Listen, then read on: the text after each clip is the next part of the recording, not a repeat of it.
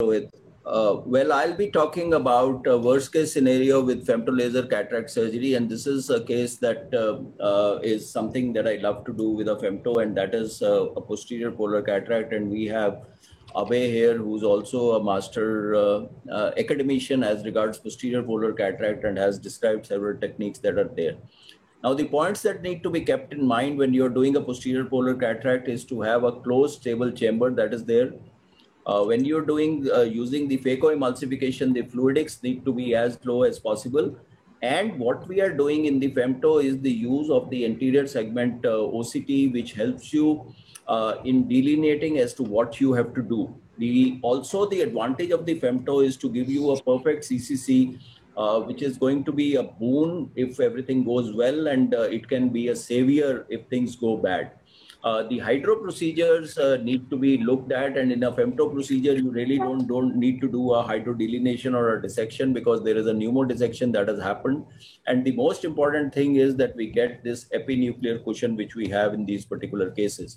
Now, the anterior segment OCT is a high definition 360-degree anterior segment imaging, which delineates the anterior and the posterior corneal and lens borders. So just look here, you can see very easily this line is here and there is a defect that is being delineated. So what you can do in these particular cases is to customize your offsets. So when this is the normal lens anterior convexity, the posterior part of it, and you can see that there is no defect as here, but there is a defect which you can see in this particular case. So this is both posterior polar cataract diagnosed in the OPD, but you can see that there isn't a clear-cut difference or a defect which is here. So what you do in these is that normally the default is set at say 500 microns. So you will under direct visualization raise this default to see as to what you have to, where you have to do.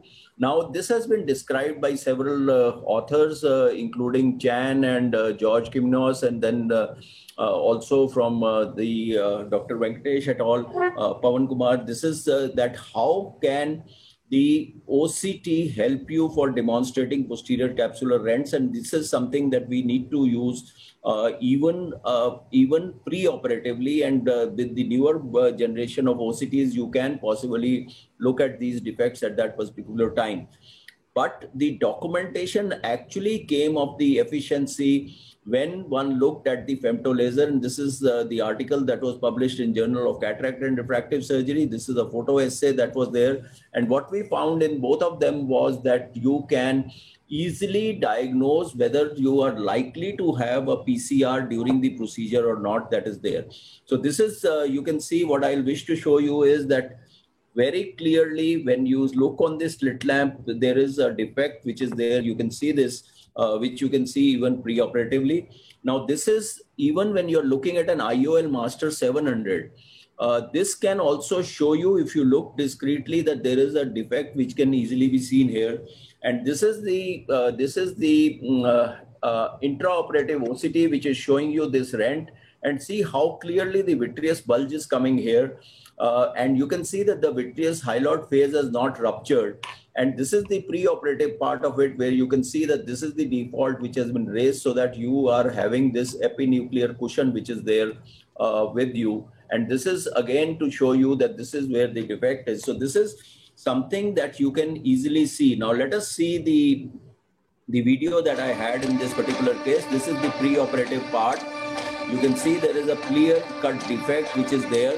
So we are mentally prepared that there is likely to be, or there will be, a posterior capsular rent, and irrespective of whatever you do. And you can see that we are looking at this particular point, and this is the area where there is a missing part. So we will increase the default settings here. You can see that this is the default settings which are going up. As we take the default setting, we have got this great epinuclear cushion which we will do. This is the capsular X's which we made for 5.2 so that the nuclear fragments can come. You can see that we have made 6 fragments, and this is again, there is no disturbance of the rent which we had seen. Now you can see even on this intra-op OCT that there is a clear rent which is coming. You can see here that there is a clear rent which is coming. And without doing any hydrodelination or dissection, we have been able to remove the entire nucleus. Now again, you see here that the defect comes into view. You can see that this is the defect which comes into view. And we are doing a gentle irrigation aspiration. A bimanual irrigation aspiration can also be done. And you can see it is only at the end, without disturbing the hylord. You can see that we still have this. This is the bulge that is coming, but there is no breakage of the hylord phase. Now, what I did in this particular case was that we should put in a 3-piece lens, but I put in a single-piece lens, and there was a slight blur. And as you can see, as I pushed it in, you can see that the hylord has given way here. And when we are doing a hydro procedure and washing away the viscoelastic, just see that this is, I'm trying to put the lens in position, and suddenly, boom, the lens goes in, because there was a huge defect. So we should not be adventurous. You can see this is a tough case. What the hell has happened? I had finished everything. There was no vitreous loss. And this is the time that we are trying to do to get hold of the intraocular lens. It could, as Abhay was saying a little earlier, we could have made it fall down. And as Arup was saying, we have to lift up the iris, because the iris has come down. Actually, we put in a little bit of a pilocarpine to bring down. And we are trying to do these manipulations to hold the lens. And it is a two-handed technique that we are trying to do to get the lens. And we are able to use 2 forceps and bring the lens into a secure position, just bring out the haptic. And in this particular case, I am taking out this particular lens because I want to put in a 3-piece lens. There is no way that I want to keep the a single piece. And this is again, Harbans has shown this several times. You cut it up to the midpoint into half, and you can just roll it out through the incision. So now we have this problem sorted out, that the lens didn't go in. We have to do a vitrectomy, which is there. Once we have to do the vitrectomy, we have to see, and I'm putting these 4 iris hooks to get a look at the capsulorhexis as to where the, so you can see a round, beautiful capsulorhexis. Whatever vitreous is there, again, we're doing a vitrectomy, and then we have paradise regained, as I will say, a 3-piece intraocular lens that has been put. So friends, all that I'm trying to say in this particular case is that the surgery is not over till it is actually over.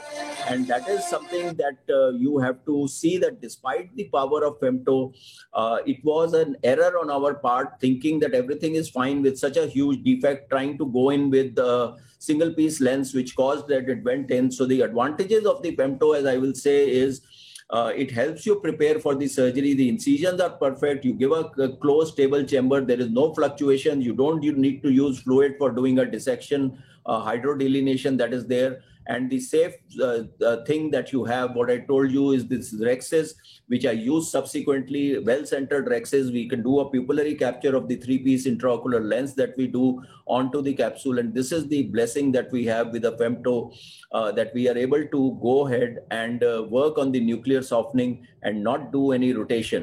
The epinucleus gives you a great cushion. I can say this is like a shield that you have, and this acts throughout till the very end of the procedure, which is there. So friends, for me, a femto is like you are doing a phaco, you are driving a car. And in this particular case, you are driving a car with great airbags and the cushion support that is there. So you will be much safer. Life would be saved, and you will be getting out with good results.